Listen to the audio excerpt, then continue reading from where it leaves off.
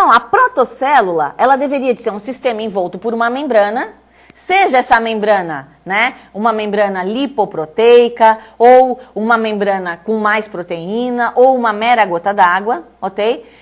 Só que dentro dessa primeira protocélula, a gente deveria de ter macromoléculas capazes de autorreplicação e capazes de catálise. A única molécula que é capaz de autorreplicar e fazer catálise é o RNA. O DNA é capaz de se replicar, mas ele depende de RNA para se replicar. E ele não é capaz de fazer catálise. O RNA, se dobrando de algumas maneiras particulares, assumindo em alguns pontos fita simples e em outro fita dupla, formando grampos, né? Ele pode ter sítios ativos, ok? Que são ribozimas. Até hoje a gente tem ribozimas em funcionamento nos seres vivos, ok? Então, a telomerase, né? Ela tem uma transcriptase reversa, que é uma ribosima, ok? O ribossomo, né? Tem uma ribosima para catalisar a ligação peptídica, ok? E tem várias outras ribosimas que trabalham no dobramento de vários RNAs vitais para a célula, ok? Então, por exemplo, como é que o RNA transportador sabe que ele tem que fazer a forma de trevo? Existe uma ribosima que põe os RNAs na forma que eles devem estar, ok? Que catalisa essa reação.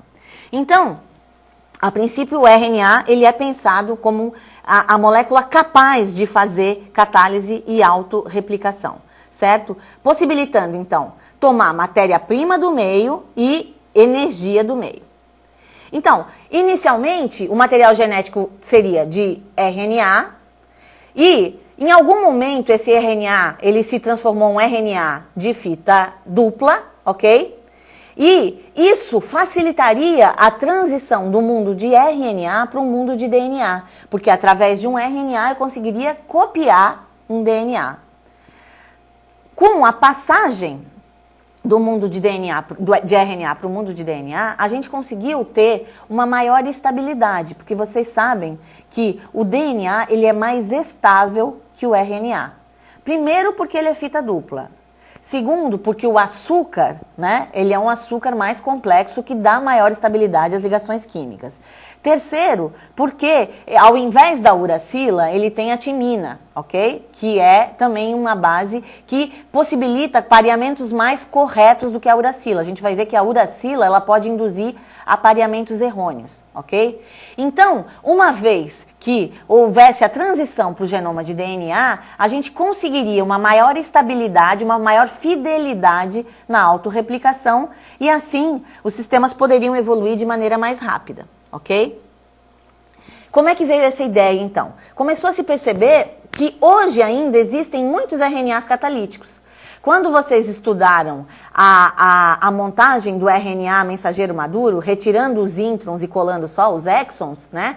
Tem alguns introns que são capazes de se autoexcisar. Portanto, eles são RNAs auto-splicing, eles são catalíticos, vocês estão entendendo? E isso está presente ainda hoje, isso é uma ribosima, né? Então, esses RNAs que ainda trabalham como enzimas, as ribosimas, eles são chamados fósseis moleculares, porque a gente encontra eles presentes hoje, mas eles devem ter atuado do passado mais remoto para produzir um princípio de metabolismo celular, ok?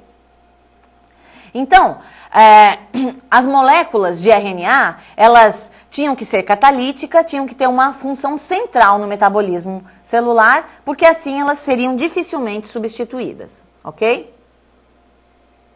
Então, uma vez que os genes primitivos de RNA e os polipeptídeos fossem empacotados, né, numa membrana, eu teria então um protobionte que poderia evoluir como uma unidade. E aí, então, eu poderia ter concentração de uma maior quantidade de compostos, né, impedindo que eles ficassem espalhados, impedir de repartir bases, por exemplo, para replicar mais DNA, né? E assim, as primeiras moléculas empacotadas, elas estariam sendo favorecidas pela seleção natural, vocês estão entendendo? Porque elas estariam compartimentalizadas, elas teriam, né, se elas conseguissem pegar matéria do meio, elas conseguiriam fazer mais bases nitrogenadas e conseguir se autorreplicar de uma maneira mais protegida e mais constante do que aquelas que não tivessem sido empacotadas, certo? Bem, então, O protobionte, ele deveria ser envolto por membrana, seria autorreplicante de RNA fita dupla, ok? Porque teria menor taxa de hidrólise e a transição para o mundo de DNA. Ele teria, então, essa autorreplicação através de uma RNA polimerase, que seria semelhante a um RNA transportador. Eu não vou entrar nesse detalhe agora, porque a gente não tem tempo, mas existe um modelo que propõe como é que esse RNA se autorreplicaria, e ele é relativamente simples, ok?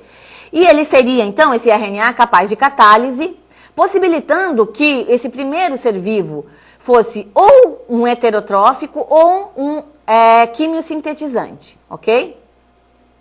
Esse primeiro ser vivo, ele deve ter originado 2 ramos de seres vivos, que seriam os protoeucariotos, que deveriam de ter citoesqueleto e microtúbulos, e os protoarqueia, protobactéria, que deveriam de ter um genoma de DNA e proteínas, porque o protoeucária deveria de ter um genoma ainda de RNA, tá? Como é que a gente especula isso? Bem, então se fala, do mundo de pré-RNA. Como é que deveria ter sido no início? Como se sabe que o RNA longo, ele seria dificilmente produzido naquelas situações de instabilidade ambiental, alguns autores propuseram que a primeira molécula viva não seria um RNA, mas seria ou um pRNA ou então um PNA, ok? O pRNA é um piranosil RNA. E o PNA é um RNA que, ao invés de ter açúcar como esqueleto, ele teria um aminoácido. Porque os aminoácidos, eles seriam mais facilmente ligados e polimerizáveis, ok? Então, alguns pesquisadores começaram a imaginar algumas moléculas que possibilitariam uma polimerização maior, ou seja, polímeros mais longos e, portanto, mais versáteis, né? E se chegou à conclusão que sim, que pode ter acontecido de existir uma molécula anterior ao RNA. Não existe nenhuma comprovação, mas se produz essas moléculas em laboratório, se sabe que elas conseguem se autopolimerizar com maior velocidade e com maior fidelidade do que simplesmente o RNA, ok? Mas, com certeza, o RNA, logo que ele se desenvolveu, né, ele conseguiu ter funções catalíticas. Então, aqui eu tenho uma figurinha do RNA 23S, que compõe o ribossomo, e vocês percebam que ele tem vários pontos de fita dupla, vários pontos de fita simples. Então, aqui, ó, fita simples, dupla, dupla, todos esses traços mais grossos são dupla, tá? E esses sítios todos formam domínios que podem ser, na realidade, sítios de atividade catalisadora, ok? Então, como formar esses RNAs mais longos, né? A princípio se acha que precisaria realmente de ter uma proteína para estabilizar os primeiros RNAs.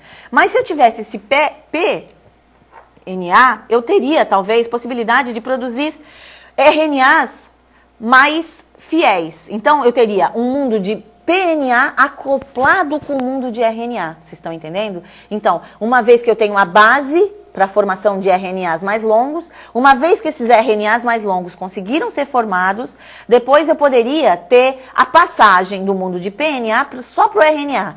E eles assumiriam a capacidade de se autorreplicar e de catalisar, porque alguns seriam responsáveis por guardar a informação genética, e esses RNAs seriam os de fita dupla, e alguns teriam ação enzimática, e esses seriam esses fitas simples, como esse origami de RNA que eu estou mostrando aqui para vocês, que teria alguns sítios ativos, então, capazes de polimerização, tá? Então, se eu tenho sítios ativos de RNA que podem catalisar diferentes ações, né? Então, eu teria a possibilidade de catálise. Isso é feito hoje, tá, gente? Então, existe síntese in vivo, in vitro, especialmente, desses microRNAs gerando RNAs maiores, ok? Utilizando sempre um mineral como estabilizador dos primeiros nucleotídeos, ok? Quando eu tenho poucos nucleotídeos de DNA ou de RNA, eles precisam de algo para estabilizar. Bem, e como é que aconteceu, então, a síntese de proteínas?